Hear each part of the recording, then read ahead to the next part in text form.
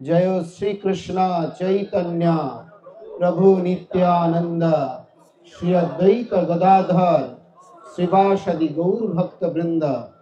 हरे कृष्ण कृष्ण कृष्ण हरे हरे, हरे राम राम राम हरे हरे। আমার সঙ্গে আবার বলুন, হরে কৃষ্ণ কৃষ্ণ কৃষ্ণ হরে হরে, हरे राम राम राम हरे हरे। राशोत्सव विलासिनी नमस्ते परमेश्वरी, कृष्ण प्रणाली के राधे परमानंद विग्रहे। कृष्णाय वासुदेवाय देवकी नंदनाय च नंद गोप कुमाराय गोविंदाय नमो नमः। ओम नारायणं नमस्कृत्यं नरं चैव नरोत्तमं देवीं सरस्वतीं व्यासं ततो जय मुदीरये।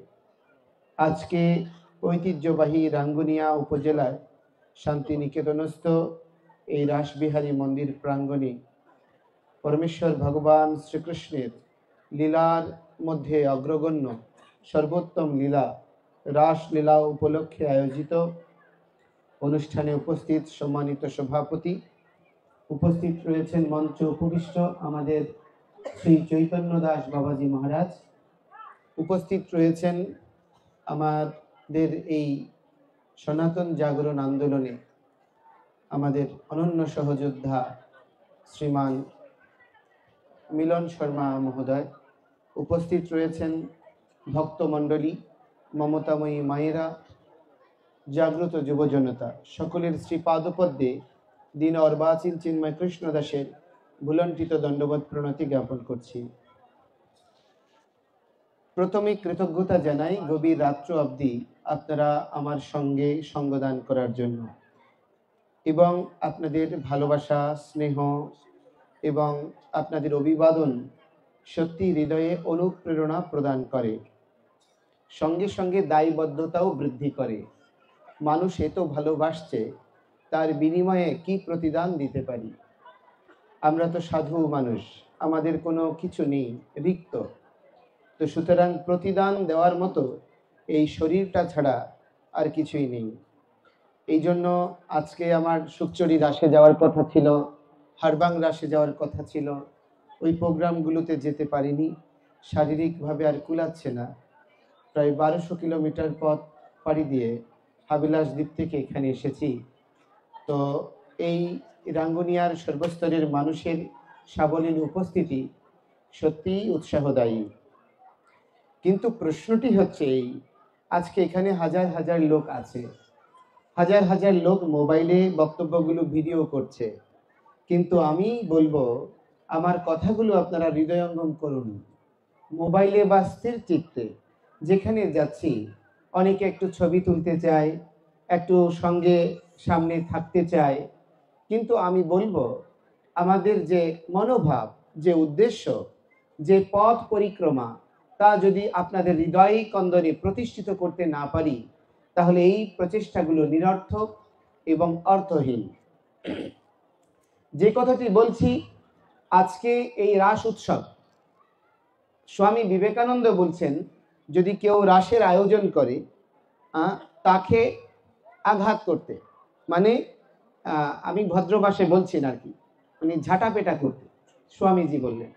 কেন? শ্রীল প্রভুপাদ সহ পূর্বতন সমস্ত আচার্যরা বলেছেন রাস তত্ত্ব হচ্ছে অগম্য, যা অনুভব করা যায় না। আমি বোয়ালখালীতে বলছিলাম, পটিয়ায় হাবিলাস দ্বীপে, যেখানে স্বয়ং ভগবান শিব শম্ভু, যাকে বৈষ্ণব শ্রেষ্ঠ বলা হয়েছে, তিনি রাসমঞ্চে রাস পঞ্চাধ্যায় এ যে ভাগবতে বর্ণনা করা হচ্ছে, সে রাসমঞ্চেই প্রবেশ করতে পারেননি। তো আমরা সেখানে অনেকগুলো গোপী পরিবৃত ভগবান রাসবিহারীর বিগ্রহ তৈরি করে রাস উৎসবের আয়োজন করছি। তাহলে আমাদের শাস্ত্রার্থ আর ব্যক্তি জীবনে প্রায়োগিক অর্থ সাদৃশ্যপূর্ণ না বৈসাদৃশ্যপূর্ণ? কেন মহাদেব যেতে পারেননি? কারণ মহাদেব হচ্ছেন ভগবানের কি অবতার? তিনি গুণাবতার।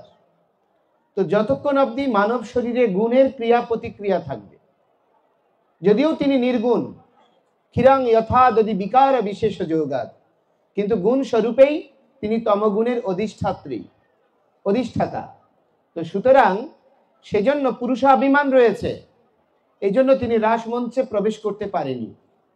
যে দেখুন, আমরা যারা আছি, আজ থেকে 2 মাস আগে আমরা এখানে একটা সভা করেছিলাম এই রাঙ্গুনিয়ায়, কি একটা মন্দিরে, কৃষ্ণ মন্দিরে।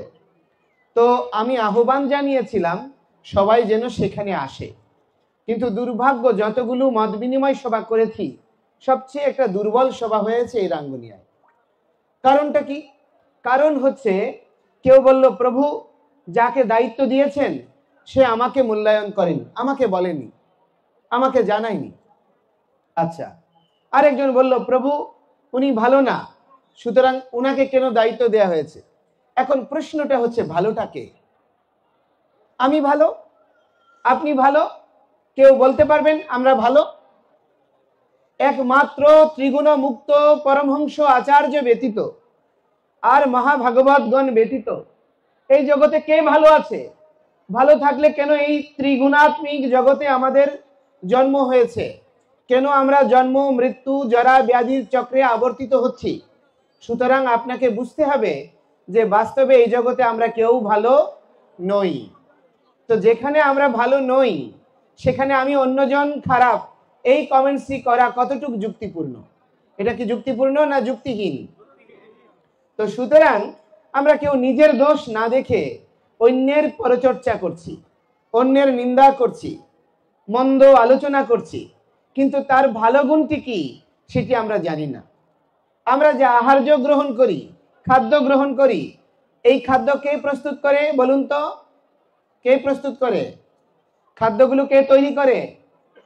হ্যাঁ, যাদের সঙ্গে রিলেশন করবেন না, যাদের ছেলেকে মেয়ে দিতে চাইবেন না, আর যার ঘরের মেয়েকে বউ বানাতে চাইবেন না, সেই কৃষকরাই কিন্তু আপনার আহার্য যোগায়।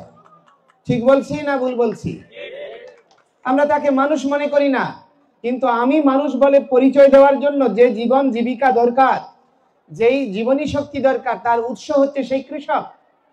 আচ্ছা, সেই কৃষক তো মানুষ, কিন্তু তার চেয়েও একটা তুচ্ছ জিনিস আছে, কৃষকে চাষ করলেও হবে না। সেটা কি? সেটা কি কেউ বলতে পারবেন?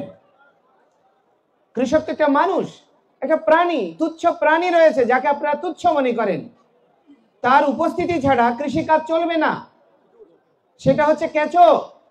সে যদি মাটির অভ্যন্তর ভাগে তার অক্সিজেনের প্রবাহ সরবরাহ করার জন্য, বায়ু প্রবাহ নিশ্চিত করার জন্য সে যদি আপনার কি তৈরি না করে, সে যদি মাটির শ্বসন ক্রিয়াকে সজীব না করে, তাহলে কি খাদ্য উৎপাদন হবে? সেই কেঁচোকে কি আপনি কোনো প্রাণী বলে মূল্যায়ন করেন? কিন্তু মহাভাগবতরা একটা পিপিলিকাকেও মূল্যায়ন করে, একটা পিঁপড়াকেও মূল্যায়ন করে, করে কিনা? গান্ধারীর মতো চক্রবর্তী সম্রাট, ধৃতরাষ্ট্রের পত্নী, গান্ধার রাজ্যের রাজকন্যা, তিনি শতপুত্র শোক সইতে হয়েছে। কেন? শুধুমাত্র শত পতঙ্গকে মালিকা রূপে গ্রহণ করেছিল বলে, মালা বানিয়ে গ্রহণ করেছিল বলে। তো একজন মহারানী হতে পারে, কিন্তু পতঙ্গের জীবনের দায় থেকে, সেই কৃত কর্মফল থেকে মহারানী হয়েও মুক্ত নয়। আমাদের দেশ স্বাধীনের পরে আজ পর্যন্ত কত শাসক এসেছে, কত শাসক ইতিহাস থেকে হারিয়ে গিয়েছে। আজকে দেখুন কত শাসকের ছবি তোলা হচ্ছে আর কত শাসকের ছবি নামানো হচ্ছে, কিন্তু বাস্তবতাটা কি বলছে?